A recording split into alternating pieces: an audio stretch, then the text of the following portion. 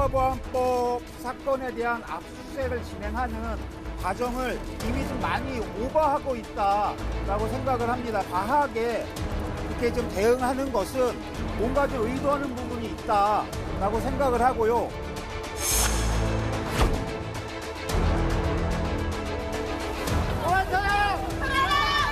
압수수색 어디 하셨을까요? 오늘 어떤 물품 확보하셨을까요?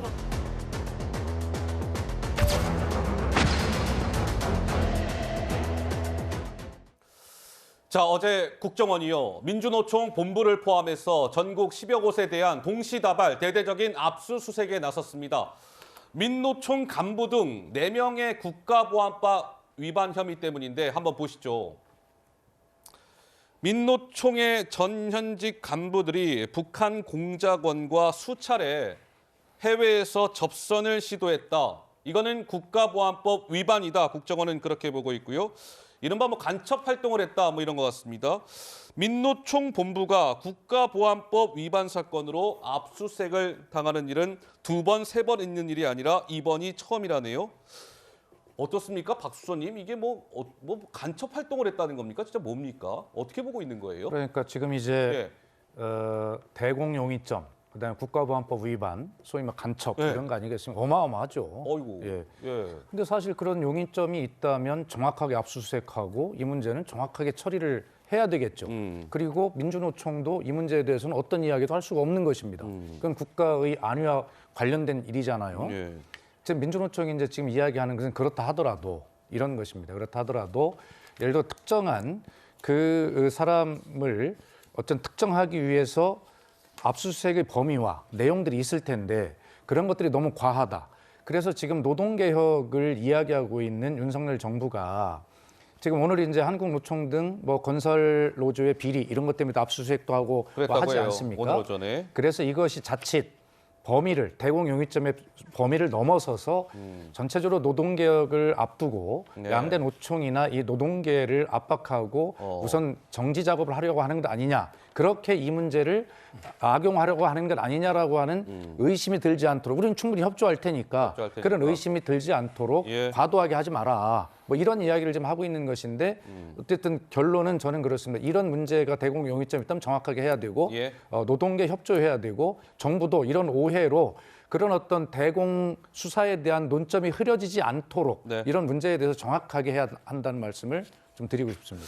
그러니까 이제 이런 것 같아요. 국정원에서는 민노총 전현직 간부 4명이요. 동남아에서 북한의 공작원을 접촉했다는 건데 이렇게 보고 있는 것 같습니다. 한번 보시죠.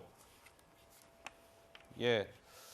자, 2017년에서 2019년 이 사이에 자, 1번을 한번 봐주세요. 자, 대한민국에서 캄보디아, 베트남 등으로 출국을 합니다. 그 민주노총의 전현직 간부 한 4명 이런 분들이. 그래서 캄보디아, 베트남에서 북한 공작원을 딱 접선을 해요.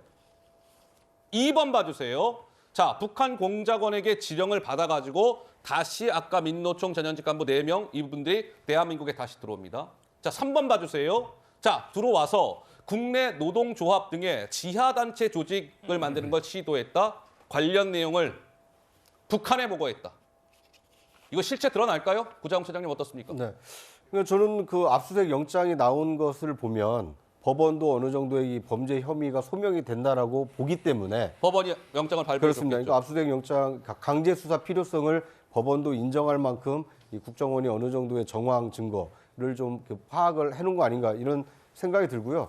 당시 시점을 보면 문재인 정부 치하 아닙니까? 문재인 정부 같으면 판문점에서 김정은 위원장과 직접 만나기도 하고 싱가포르에서는 이 트럼프 대통령과 김정은 위원장이 만나기도 했던 어떻게 보면 정부 당국자 간의 만남이 있는 상황임에도 불구하고 저렇게 음습하게 지하 공작을 도모했다. 만약에 이것이 사실이라면 이건 굉장히 체제를 좀 위협하는 상황일 수밖에 없기 때문에. 아니 근데 구차장님 이게요 간단치가 않은 게 이게 만약에 사실이라면 민주노총의 핵심 간부들이 북한의 지령을 받아서 대한민국의 반정부 조직을 만들려고 시도했다. 이거 별로 상상하고 싶지 않은 얘기거든요.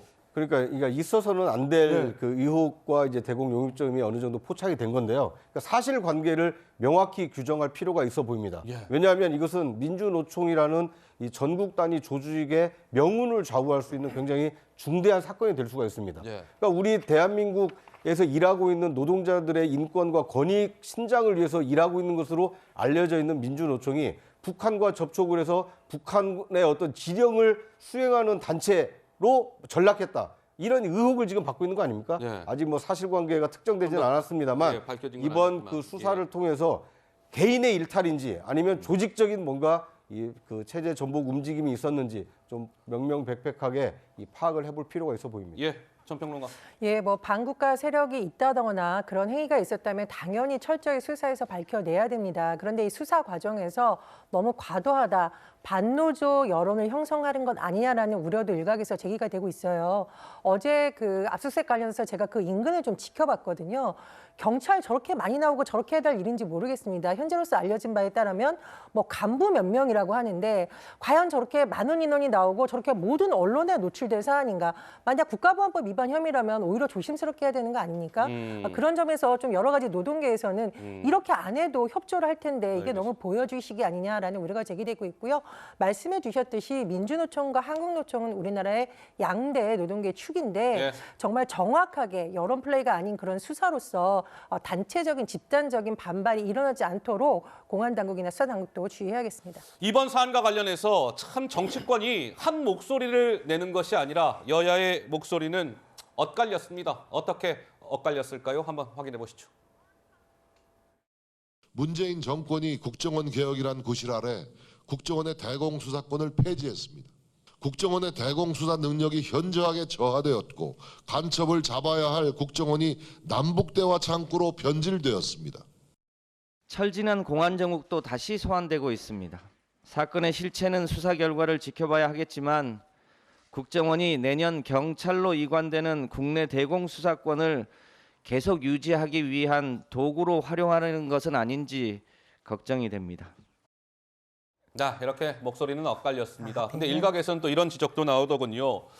이게 그러니까 2018년에도 국정원이 수사에 착수하려고 했는데 이게 좀 수사가 잘 안 됐다 이런 얘기가 나옵니다. 2018년 남북 정상회담 뭐 1차, 2차, 3차 저렇게 이제 남북 관계가 조금 화해 모드를 타고 있을 때라 2018년에 저러한 뭔가 대공용의점이 있다는 걸 발견하고도 국정원이나 이런 데서 제대로 수사를 하지 않았던 것 아니냐. 그러면서 나오는 얘기는 자, 윗선에서 남북 관계에 악영향을 준다. 지금 할 필요가 있겠느냐. 조금 미루자고 했다. 뭐 이런 얘기까지 나왔습니다. 서정욱 변호사 한 말씀 하실까요?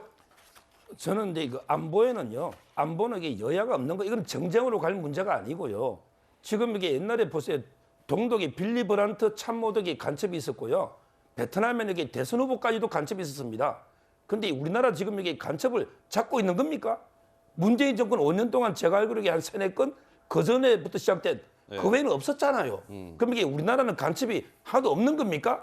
따라서 저는 혐의가 있으면 그런 정치적 고려 없이 당연히 철저하게 수사해서 엄벌에 처하는 게 맞다. 이 말씀 드리고 그다음에 두 번째 이렇게 아까 우리 평 기자님이 왜 이렇게 이게 경찰이나 많이 갔느냐. 이거는요. 지금 이게 얼마 전에 우리 민주당사 압수수색할 때도 이게 몸으로 막았잖아요. 압수수색의 성력은 없습니다. 근데 민노총이 노조원들이 몸으로 막고 있잖아요. 오늘 시민단체가 특수공무방해로 고발 들어갔거든요. 이런 식으로 이게 물리력으로 막으니까 혹시나 하고 이게 경찰이 많이 간 거 아닙니까?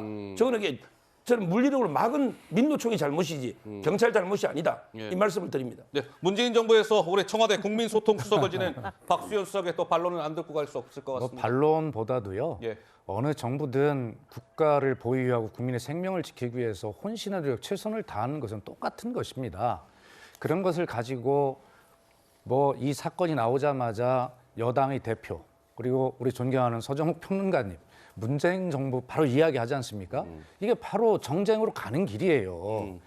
자, 문재인 정부 국정원을 개혁했습니다. 그리고 과거에 간첩을 조작하고 선량한 국민을 간첩으로 막 만들었던 그런 인권 탄압의 그런 국정원 흑역사를 바로잡고 노력한 것도 사실입니다. 알겠습니다. 자, 이런 문제들이 우리가 앞으로 나아가야 될 문제들인데 이런 문제 때문에 막혀서는 안 된다. 예. 뭐 예를 들어서 국정원이 대공수사 기능을 경찰로 이관했기 때문에 그래서 안 됐다. 예. 이런 식의 평가는 하지 말자고요. 예. 예, 지금 문제 정확히 수사하고 잘하면 된다고 생각합니다. 예. 알겠습니다. 자, 이번 민주노총 관련된 얘기까지 해봤습니다.